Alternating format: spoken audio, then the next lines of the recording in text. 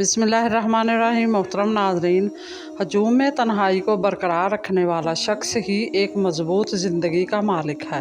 رسول اللہ صلی اللہ علیہ وآلہ وسلم نے فرمایا، فقیر و محتاج مسلمان جنت میں مالداروں سے آدھا دن پہلے داخل ہوں گے اور یہ آدھا دن 500 برس کے برابر ہے۔ واہ سبحان اللہ۔ کمانے کی سب سے بہترین چیز عزت ہے اور خرچ کرنے کی سب سے بہترین چیز علم ہے۔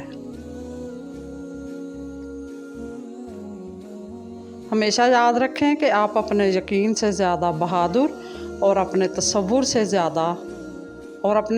سے 2 گنا خوبصورت ہیں۔ کوشش کو اگر ہاتھی کہہ لیا جائے تو نصیب ابابیل کی کنکری ہے۔ فرمان حضرت واصف علی واصف۔ اگر دنیا فتح کرنا چاہتے ہو تو اپنا لہجہ دھیما رکھو، کیونکہ لہجے کا اثر تلوار سے بھی زیادہ ہوتا ہے۔ ہم سمجھتے ہیں کہ خدا ہمیں اوپر سے دیکھتا ہے، در حقیقت وہ ہمیں اندر سے دیکھتا ہے۔ ارسطو سے کسی نے کہا کہ میں نے ایک معتبر آدمی سے تمہارے بارے میں کچھ غلط باتیں سنی ہیں، تو ارسطو نے کیا خوبصورت جواب دیا، غیبت کرنے والا معتبر کیسے ہو گیا؟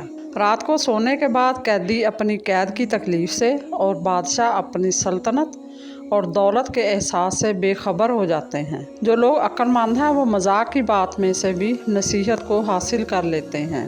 انسان سے محبت وہی کر سکتا ہے جس پر خدا مہربان ہو۔ نفرت والے دل میں اللہ نہیں آ سکتا۔ غلط ارادے کی کامیابی گناہ ہے اور صحیح ارادے کی ناکامی بھی ثواب ہے، اس لیے اپنے ارادے کی اصلاح کریں۔ رسول اللہ صلی اللہ علیہ وآلہ وسلم نے فرمایا، میری امت میں میرے ساتھ سب سے زیادہ محبت کرنے والوں میں وہ لوگ بھی ہیں جو میرے بعد ہوں گے۔ ان میں سے ہر ایک نہ چاہتا ہوگا کہ کاش میں اپنے اہل و عیال اور مال کی قربانی دے کر مجھے دیکھ لے۔ حساب رکھا کرے۔ آج کل لوگ پوچھ لیتے ہیں، تم نے میرے لیے کیا کیا ہے؟ دعا کی سب سے بڑی خوبی یہ ہے کہ جہاں دعا مانگنے والا ہے وہاں دعا سننے والا ہے۔ اگر آپ یہ آواز بلند دعا مانگیں گے تو وہ دور سے سنتا ہے، اگر دل ہی دل میں مانگے تو وہ وہیں موجود ہوتا ہے۔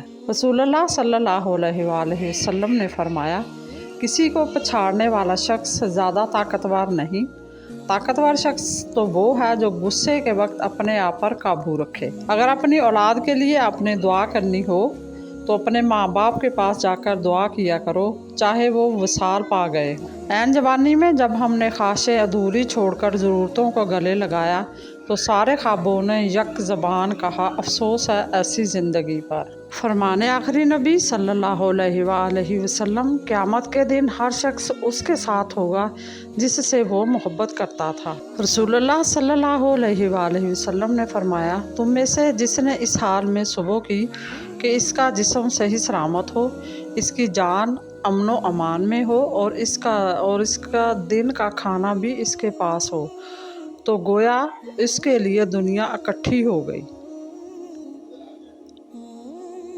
سورۃ ملک ایسی سورت ہے جس کے پڑھنے والے کو عذاب قبر نہیں ہوگا۔ مزید اسی طرح کی اچھی اور معلوماتی ویڈیو دیکھنے کے لیے میرے چینل کو سبسکرائب کریں، اور اگر آپ کو ویڈیو اچھی لگے تو پلیز لائک ضرور کر دیا کریں۔ اللہ آپ کا اور میرا حامی و ناصر ہو۔ جزاک اللہ۔